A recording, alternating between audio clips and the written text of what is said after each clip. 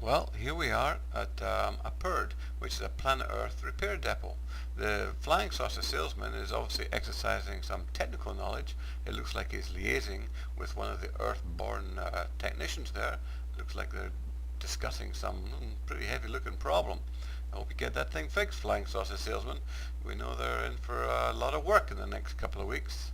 So let's get to it and get all these things fixed. Well, looks like there's others to be fixed. Good luck, Flying Saucer Salesman. Good luck.